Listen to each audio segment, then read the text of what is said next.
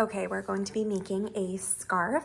What you'll do is take your skein, loosen up that external strand that's wrapped around, and then the tail of it is going to be in one end of your football. Once you find your tail, you're going to place your skein off to the right, and then the working yarn is going to be out in front of you.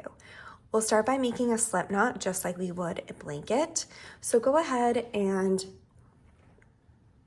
make a little arch with your yarn. Once you have your arch, you're going to pinch the top of it and flip it over to the right to make a little loop. Once you have your loop, you'll take your pincher fingers, reach down through the loop, pinch the shorter end from underneath. Once you've pinched the shorter end, you're going to start to pull it up while simultaneously reaching your opposite hand down to this working yarn and pulling at the same time. This will be your slip knot. The shorter side is going to be off to the left, and the working yarn, as is your skein, are off to the right. From here, you have your slip knot. Scarves can be a little bit tighter of a gauge than blankets, okay? So go ahead and do maybe 2 fingertips through that little loop there. You'll take your pincher fingers, reach down through your loop, pinch the working yarn from underneath, pull the loop up, and set it off to the right. Now with scarves, we're only doing a cast on of 3 because we want our braids to go the tall way instead of the longer way. So reach down through the second one, pinch the working yarn, and pull up, set off to the right. Once you have your cast on of 3, again, these can be a little bit tighter than your blanket would be. You can set those down. Go ahead, pick up your skein and move it over to the other side. You can see that the last stitch is the working yarn is coming out the bottom right. It's looping around, kind of making a backward C shape here. And to start our second row, you'll reach down through that last stitch in the first row, pinch the working yarn from underneath, pull a loop up, and then set it right above that last stitch in your first row. So this is a first stitch in row 2. And then these 2 little arches, these are our other 2 stitches in the first row. We're gonna wiggle our fingers underneath both of them. So first one, come here, pinch the working yarn, pull a loop up, set it right above, and then you have one more, just kind of wiggle your fingers underneath, pinch the working yarn, pull a loop up, okay? So again, a little bit tighter than the blankets. Go ahead, take your skein for your next row, move it to the other side, and we're just going to keep repeating that process. Now, once you get comfortable and sort of understand the back and forth that you're doing, you don't literally have to move your skein back and forth. It's just really helpful when you are starting hand knitting, just to understand that moving the skein back and forth is manipulating the direction of our yarn, and it's going to help us go in that opposite way for our new row. So once you're comfortable, you can sort of just let out a bunch of slack, and you don't have to literally move it back and forth as long as you kind of understand that concept. So now I'm just going 3 to the left. I'm gonna still move my yarn over here, and then I'm gonna go 3 to the right.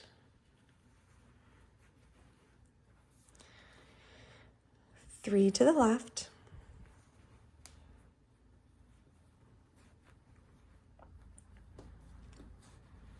And then 3 to the right.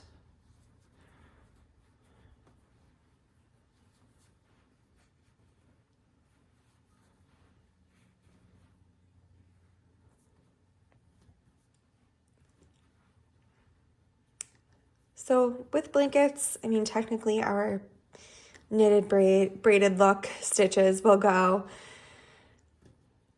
upwards vertically as well. However, it's just a shorter surface area of them doing that versus where a blanket is really, really, really wide. We sort of want to keep it more narrow when it comes to a scarf. You could do a really wide scarf and have it not too tall, but I personally like shorter, longer. Shorter on the width and longer on the height, that is.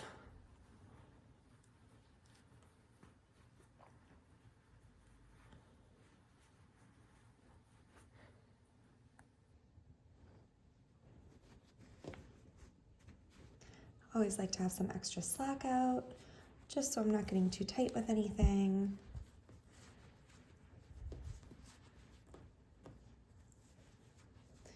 And then whenever I pull a new stitch through, I always put my hand down on the previous stitch to make sure that I am not jeopardizing any of that size from my previous stitches. I'm just keeping them intact. Because if I were just to yank yarn from the middle, I would not only pull from the working yarn, I would also pull from the previous loop, which I don't want to do. That would just start making everything a bit smaller. So at this point in the event, you're probably understanding the concept, but I will just continue on knitting here so that you can look up if you need to. Remember that just like a blanket, you are finishing your entire row. So 1, 2, 3. Then you're gonna understand that the yarn will be going to the opposite direction. And then to start your next row, you're going to start right into that last stitch that you finished your previous row in. 1, 2, 3. Okay, so we just finished this stitch. Yarn's going over there, and then we're gonna go right back into that first stitch, or sorry, into the last stitch to start our first stitch in the new row.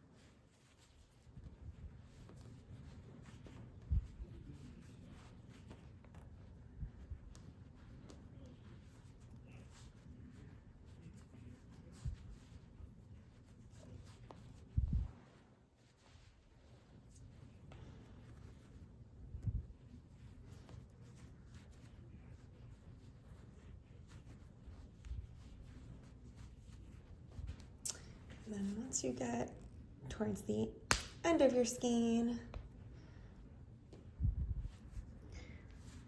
I'm going to talk about casting off. So what you'll do is you'll need enough slack to go back one way across your scarf, and then a second way, and then a third way. And that's sort of a good indication that you have enough slack. Once you're ready to cast off, you're going to come in the first 2 loops just as you normally would. And then the outer loop is going to eat the inner loop. Then you'll come back to this third one, make a loop. Outer, again, is going to eat the inner. So you have a nice little horizontal braid up top to match your braid in your first row. And then once that is there, you'll take your tail here, place it right inside that last stitch, pull nice and tight.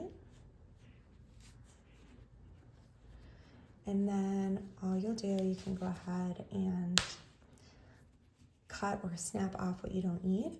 And then you'll find whatever stitch you can on the back here. It doesn't really matter where.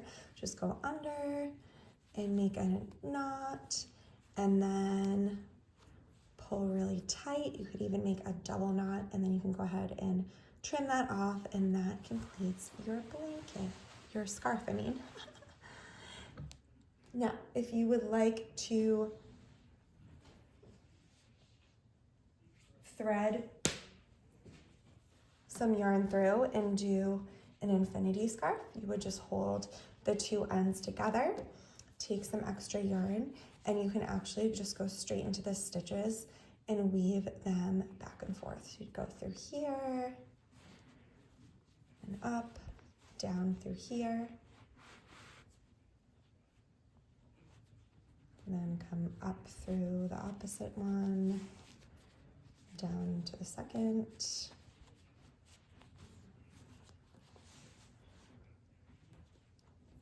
up through the second, down through the opposite, and one more time, up and down, so it's nice and stitched together on the ends there.